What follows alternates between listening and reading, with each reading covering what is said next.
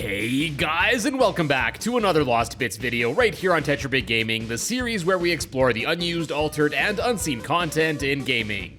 Deltarune Chapter 3 continues to be the gift that just keeps on giving with its unused content. If you haven't yet watched parts 1 and 2, I highly recommend it for more context here, but starting in this video, we'll finally be diving into and focusing on the numerous unused rooms that are left over in Chapter 3 here. So grab your TV dinners and blast that like button below. It's time to find some more Deltarune Chapter 3 Lost Bits. Alright, so kicking things off for the long list of rooms that go unused in Chapter 3, first are actually a bunch from Chapter 2, as left over are basically all of the Castletown rooms as well as the Lightworld hometown.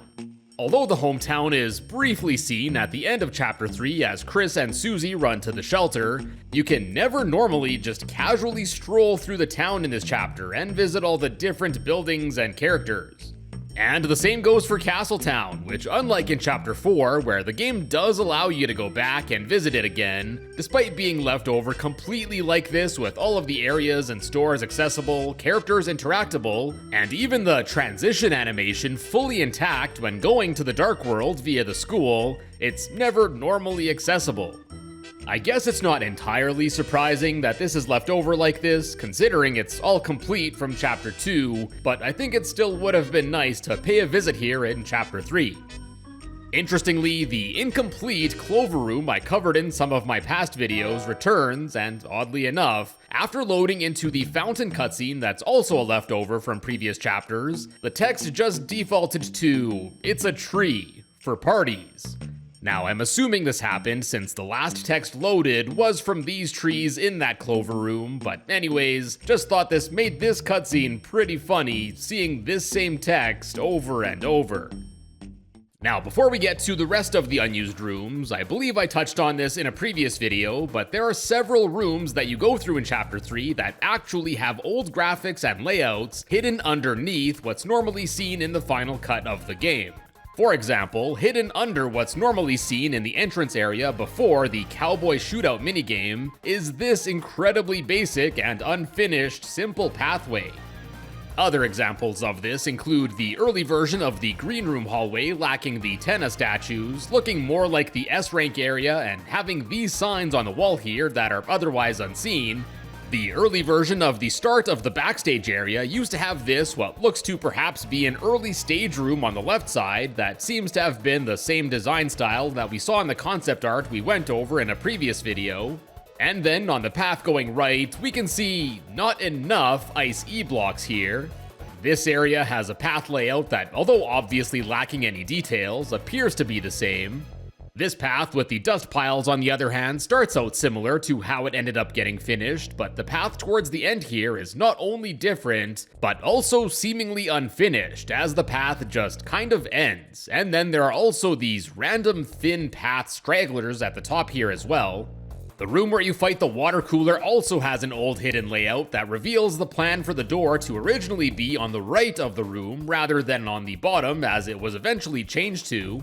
There's an early layout of the room that has the closet, and lastly, even the Man Country area has an early layout too. For the most part, the actual layout itself is the same, save for the bottom left area here that used to be shaped a bit differently, but the actual tile graphics are quite a bit different, with there either being a complete lack of detail, or, like with these pillars here, the graphics just look completely different. And inside the building here, where the tree and the Forgotten Man are normally found, the early layout has this like chair or monument or something that was removed from the final design. Anyways, I think it's pretty neat that all of these early layouts and designs are hidden underneath these areas that we still normally just get to play through. Now, before we go on, a quick shout out to my channel members who keep the channel running, like Endo and CJ the Boy. If you're enjoying the content and would like to help support the channel and get some extra channel perks, check out the join button below or the link in the description to become a member today. And now moving on to the truly unused areas that aren't normally accessible, let's first start off with various areas associated with the Backstage part of this chapter. First up is B3BS Test, with B3 standing for Board 3, BS being Backstage, and Test meaning exactly what it sounds like. Now this room, I guess, served as a little test for the game console puzzles, as when interacting with the console here, you can play around in the little test map on screen. There's not really all that much to do here, except for push the lawnmower around on the left side, and if you switch to playing as Susie, you can throw this pot found on the right. Unfortunately, you can't enter the door at the top, nor can you do anything with the water on the right. It's also interesting to see that the TV filter that's normally overlaid on the screen in the chapter isn't fully stretched out here, and it only covers a portion of the screen, so you can really see how much of a difference it makes visually if you look a bit closer. Like here's Chris split between the filter on and off. Anyways, going left from this room leads us to the next area just known as B3BS Test Big. With, you guessed it, big, referring to the screen size being much larger this time compared to the previous room. We can, once again, see the TV filter not applied properly, and this time around, I guess the objective of this game is to test block pushing puzzles. As here, you can push this blue block around to get it onto the basic green square here, which clears the game, but your only prize is the removal of the reset bell tile up top here. Yeah, nothing too wild. It's also interesting to note that in both of these rooms, the console that's seen in the final version of these games is like slapped over top of the other, I guess early design for it, with the controller similar to what's seen in the room behind the S-Rank area. Next up, we have B3BS Intro, and as the name implies, this seems to have been planned to be an intro room to the Backstage area, which, based on its placement in the game's room order, would have appeared between this first Backstage room with the save point, and the room where the player is first introduced to the stealth mechanic. Anyways, so depending on how far along you are in the game's story, this room will be slightly different. If the save file is earlier in the game's story, Lancer can be seen standing at the console and interacting with him will just simply softlock the game. But if further along, Lancer will no longer be there, allowing the player to actually access the console, which leads to a pretty simple game, where the idea here seems to have been a test of Lancer's digging ability. The stairs on the left here will take you to the right side, and then across the water there, you can dig up another set of stairs which then take you back to the middle section, and then there you can dig up an important elevator keycard which floats downstream and away before you can pick it up. After it floats away, we get some, I guess, also unused dialogue where Ralsei will question whether the trio was supposed to do that, and shortly after, Tenna makes an announcement from afar that Board 2 is ready, which is pretty interesting as this suggests that this would have happened before Board 2. Whereas, in the final version of this chapter, you don't get to the Backstage area until well after the second board is played through. In any case, it seems like this idea may have been reworked into this room seen shortly after the cowboy minigame, as there we also see Lancer at the console in a similar manner, and I believe that's the first Backstage area that you see in this chapter. Next up is B3BS Zapper A Old, which, as the name implies, it's an old version of the room where sneaking is introduced in the Backstage. We can even see the Stealth Zone graffiti here too, though seemingly misplaced. Here, there's also a Zapper enemy that if you bump into will chat with you and ask you to explain yourself.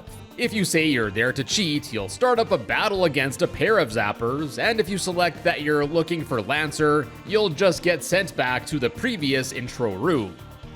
This is a fairly small room, but you might also notice on the wall in the background we have the really crudely drawn graffiti of the star, as well as Tenna that I covered back in my first video on this chapter, as they're otherwise normally never seen. Anyways, going up from here leads us to the next unused room, B3BS Shop, and as the name suggests, this room's feature is the vending machine here that I guess was supposed to serve as a shop. Although in its current state, interacting with this machine just softlocks the game. Not much else here, so onwards we march into the right, which leads us to B3BS Ribic A. Oh, and by the way, if there's a pathway that I don't cover here, it's basically since they just lead to an area that's normally used in the game. For example, going to the left from here just leads to the X and O puzzle room with Lancer. Anyways, back to Ribic A here. This room contains a trash can where we can see some needs item developer text by it, and interacting with this trash can will give the player a whole lot of nothing, despite there being placeholder text implemented for an item already. After this, we have the first of 2 trash bags in this room, where similar to how they pop out of the bushes in Chapter 1, here a Ribic will pop out of the trash to start up a battle against a pair of them. Then after that, there's this second trash bag that defaults to some placeholder NPC sign text, but apparently, according to text left over in the Japanese translation file for this chapter, the message here was supposed to indicate that this trash bag also has a Ribic hiding inside of it, but it's too shy to come out. Then going through the door up here will lead to B3BS water cooler, and as the name suggests, this room might have originally been where the water cooler was to be first encountered instead of the smaller dedicated room that's seen in the final cut. And I think that name sells this room short, as not only is it quite large with various paths, but it also plays the otherwise unused sneaking song that I covered in my previous videos.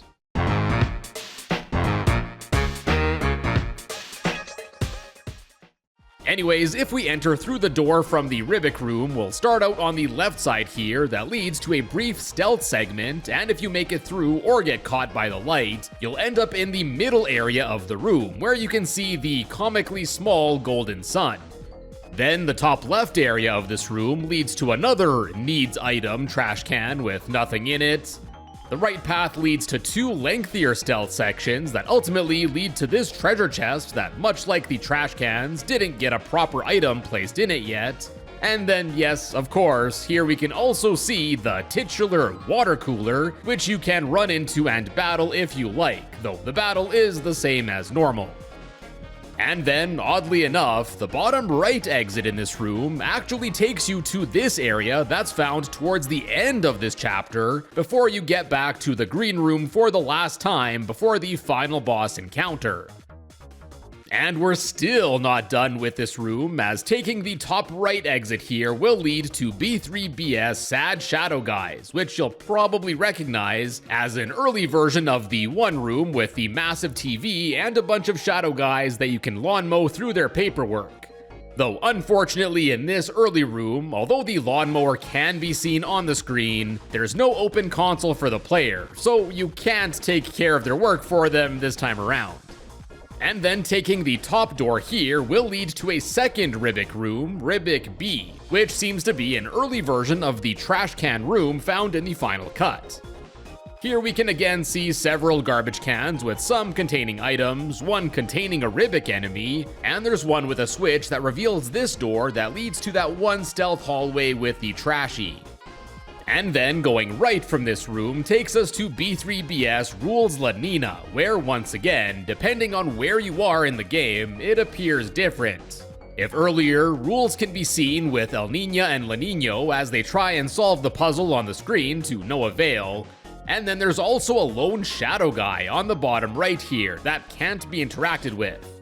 And here's where things get spicy, as if you enter this room with more progress in this chapter, all of the characters will be gone, leaving the game console accessible. And not only that, but El Niño actually leaves her controller there, which you can pick up to allow you to play the Backstage games as her, something that was otherwise cut from the final version of this chapter. And what's also funny is that you're actually forced to pick up El Niño's controller, as even if you elect not to, Susie will call Chris a dumbass, and you'll be forced to pick it up anyway.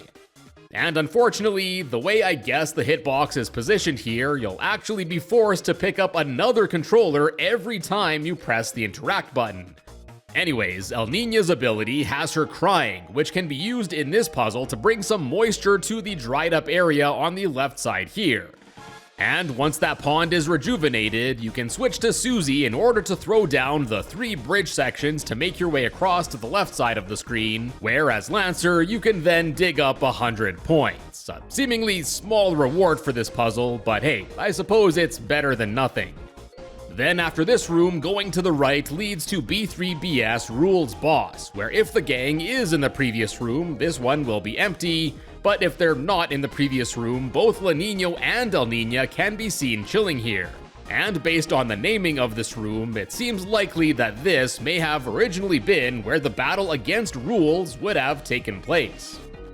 Then after those, back to the water cooler room here, there's one more exit to go, and that's the downward path which leads to a room listed as Cheater Pippins.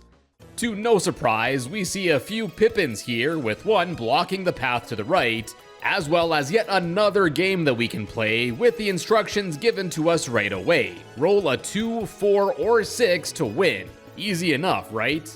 Well, after rolling twice, both times guaranteed to not hit any of those numbers. The third time you'll actually hit a 6, or unlucky 7, then a Roman numeral 3, a half, as well as an upside down 9, as you'll quickly realize that this game is rigged, as this cycle then just repeats ad nauseum. And if you watched my previous videos, you'll probably remember these dice sprites used in this game, as I covered them previously, as they too aren't used anywhere else normally in this chapter. Anyways, there is actually a way to beat this game, as if you swap over to playing as Susie, you can grab the Pippins at the top of the screen, and after throwing it closer to the dice by taking a picture of the two together to prove that the game is rigged, all of the Pippins in the room will split.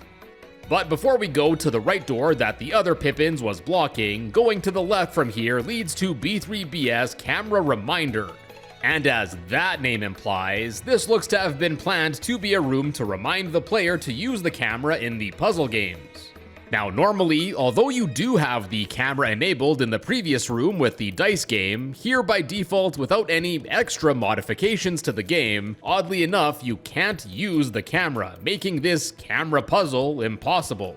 But if you mod the ability to use the camera back in, you can use it to remove the camera tile and then take pictures of the path to prevent the bells from resetting you back to the start. And once across, you can push the block onto the tile, which clears the game, and then causes a spotlight to appear on the left side of the room.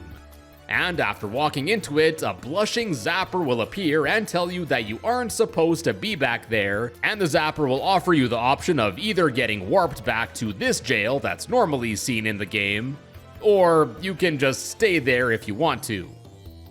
And then, going to the right from the Cheating Pippins room leads us to B3BS ID card puzzle. And yup, this is where the keycard from that previous puzzle ends up getting to.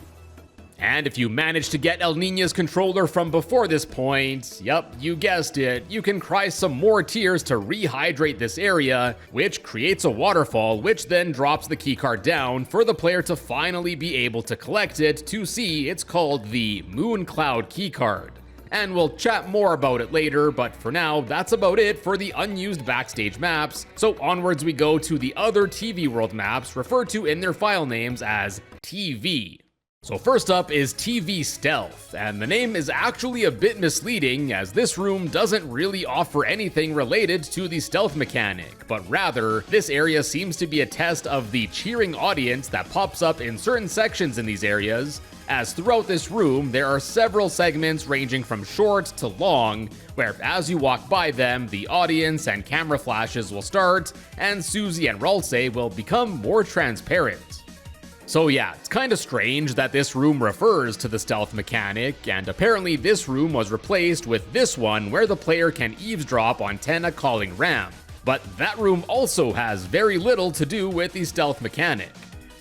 And to add to this area, there are two exit doors at the top, with the left one leading to this small and empty room using the same basic tile set we saw earlier, called a failure cage, presumably where the player would have gotten warped to if caught in the, I guess, once intended stealth part of the previous area.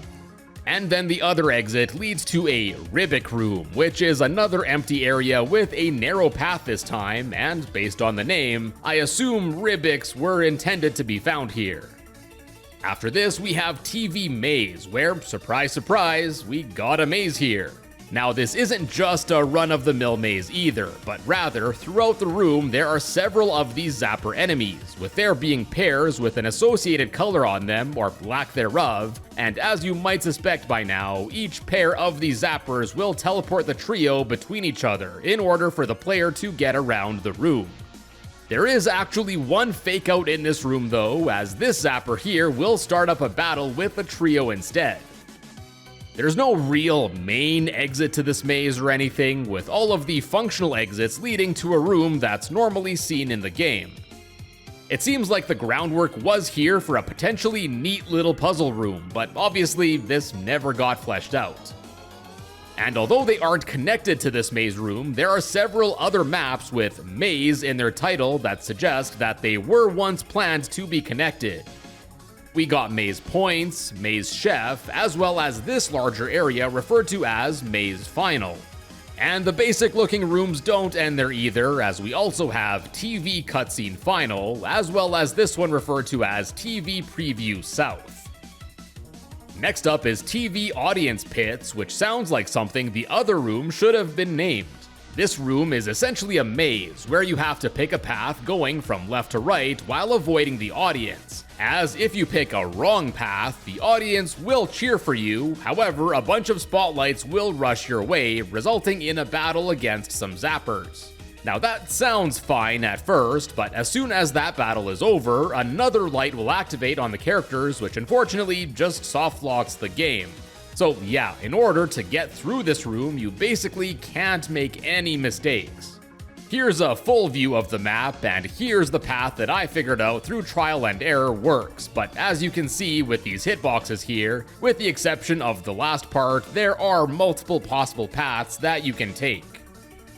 Next up, we got Teevie Light Maze, which is exactly as it sounds, basically a maze of lights that you have to navigate through, which reminds me of the cheese maze seen in Chapter 2. Anyways, much like the previous room, if you do touch a light, it'll start up a battle against some zappers, but unlike last time, after that battle is cleared, the rest of the lights disappear, allowing you to navigate this room freely.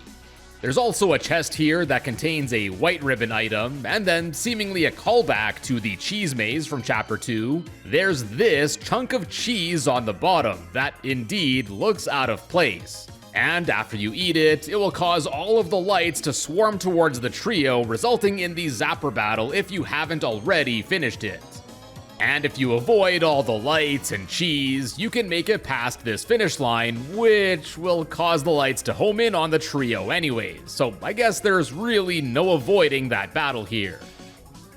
Next up, we have a pair of unused rooms related to the Shadow Mantle side part of Chapter 3, first being Shadow Mantle Movement Example.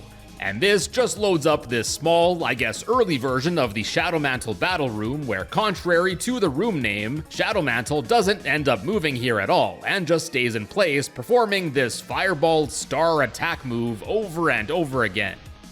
And then there's Post Shadow Mantle Test, which takes us to this room, and this is just a test of when you have to try and attack Susie after the Shadow Mantle fight as the 8-bit Chris, as here, by pressing the interact key, you'll start the animation of Chris pulling Susie away. But Chris's outline doesn't get the memo, so it stays there for a few frames before then getting moved to the bottom of the screen for some reason. Now, in addition to all of those unused rooms, there's also a lengthy list of test and debug rooms left over as well that aren't accessible by normal means. First up, we got Room Cutscene Tester, which explains exactly what it is, and this is actually a follow-up to the room of the same name that we covered back in my video on Chapter 2. Although some things are the same here, like the Chapter 2 conveyor belts on the left, these electricity beams appearing as you get close to them, the blue circles, as well as the duck thing here that attaches to you, there are also quite a few changes this time around. These include this little path that was added up at the top here. Instead of the sign we saw back in Chapter 2, we now have this NPC fella that dishes out some really fun dialogue, seemingly as a test of Tenna's animated dialogue text. And then going to the right again triggers the same cutscene where the main trio approach Lancer, who turns out to be fake and then explodes. But yeah, this time around, as you can see, for whatever reason, Ralsei just expands, briefly transforming into the costume seen in the chef minigame, while this sound effect plays. Yeah, I have no reason why any of this happens, but I want to believe that this is all intentional. And to put a bow on things here, towards the end of this cutscene, after the fake Lancer explodes, Susie's dialogue image defaults to a magenta square. Nice. After this, we have Tenna Anim Test, which is, again, self-explanatory. Here you can cycle through a bunch of Tenna's animations and view them to your heart's content. Oh, and pressing up here will also cause Tenna to grow into the flower nose animation. It's definitely a fun little room if you want to peruse through Tenna's many different animations seen in this chapter. There's also Cutscene Tester B, which loads into a similar room with this Jigsaw NPC with some default dialogue text, and there's a small cutscene, if you even want to call it that, where the characters just kinda walk around for a bit. Then for Tenna-related stuff, there's Rhythm Game Tenna Test, which loads into a screen that just has Tenna dancing to the It's TV Time song.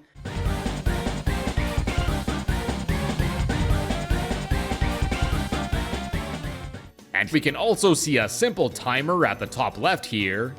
And then we also have Channel Change Test, which seems to be a room used for testing the channel-changing visual effect seen towards the end of this chapter at the end of the battle against Tenna.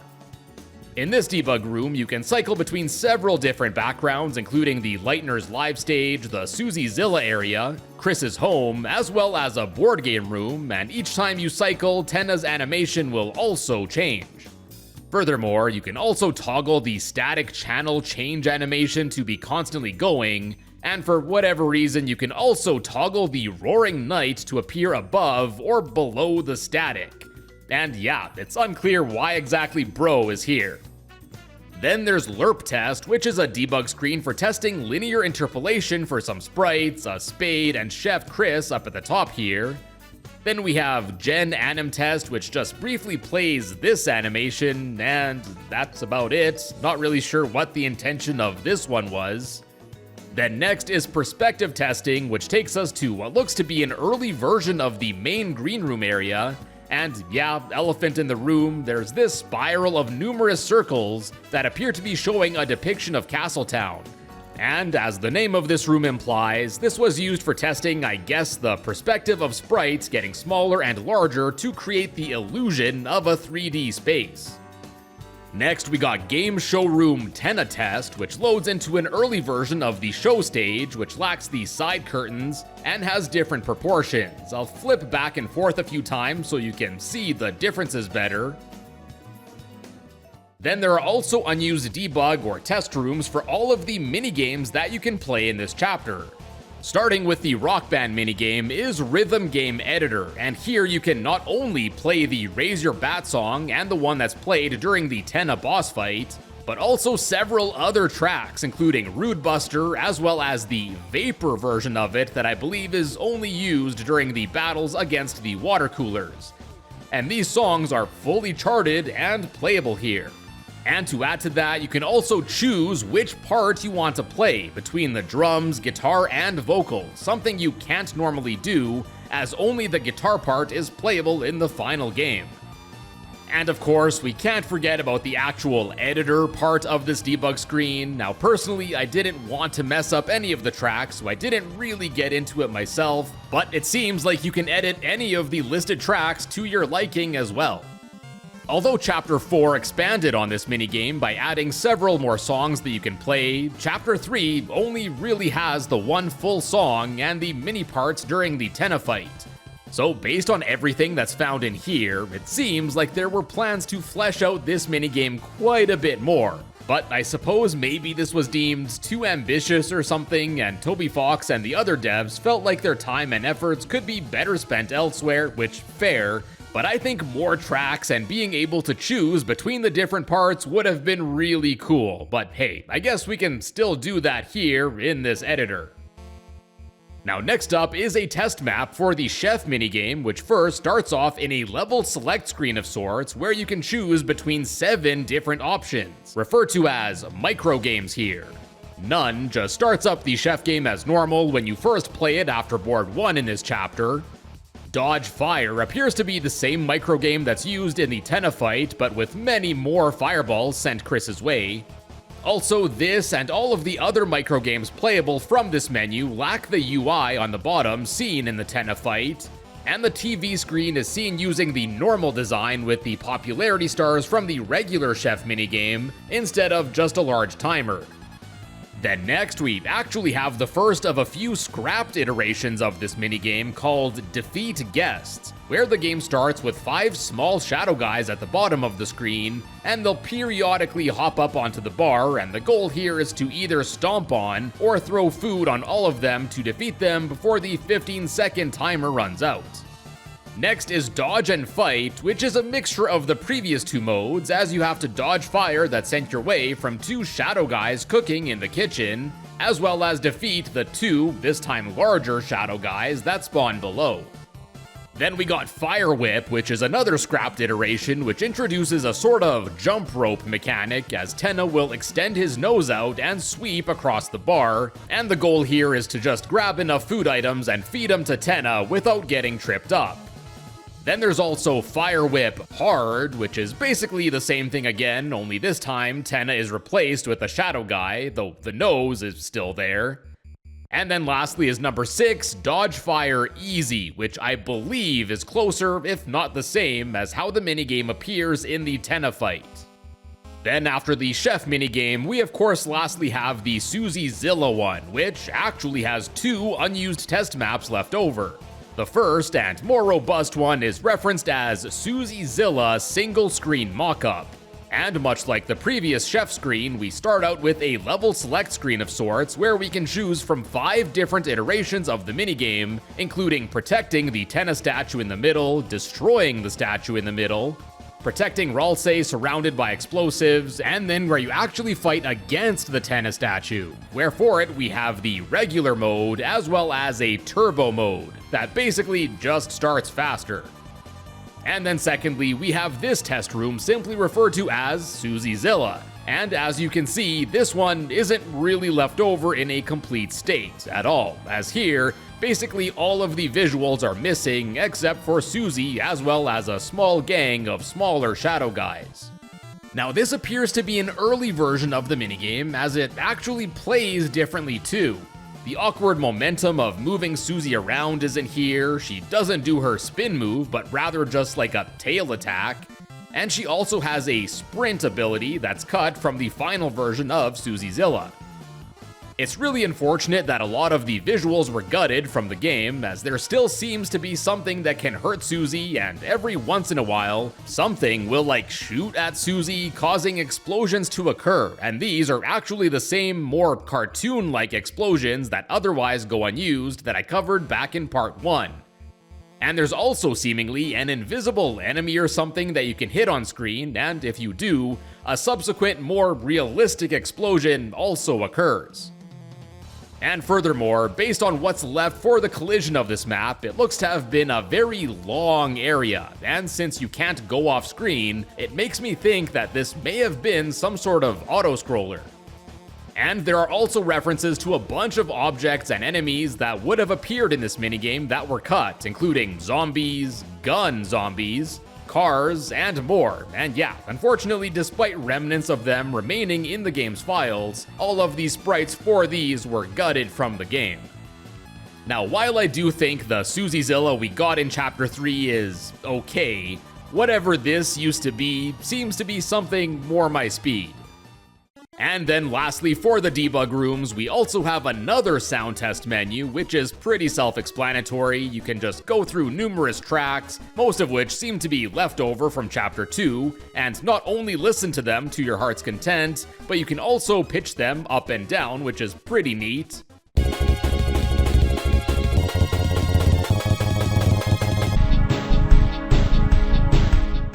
GMS2 test returns from previous chapters, and it again loads you into this room with a single Rudin enemy that results in a battle against a pair of test enemies that use test messages. Battle Test also returns, and this basically lets you choose any encounter in this chapter and quickly load into it, which is super nifty if you want to refight Tenna, the Roaring Knight, or any other enemies quickly. There's a sprite tester that I didn't dive into too much, but it lets you manipulate sprites around, which by default is just Chris's Dark World sprite. And last but not least, there is Bullet Test New, which when loaded instantly starts up a battle against a Rudin enemy who will begin throwing diamond projectiles your way. Now this just repeats constantly, but you can also play around with a few different options. You can toggle to have up to 3 enemies at once, enable a super slow-mo mode. There's a difficulty setting that it lets you set here, but unfortunately it doesn't actually seem to do anything. And you can also set different spawn types for each of the enemies, but there only seems to be 4 different types that work here, with 3 appearing as Rudins, each with a different attack pattern. And then the 4th type appears as a red Rudin Ranger, which has it throwing its swords at you.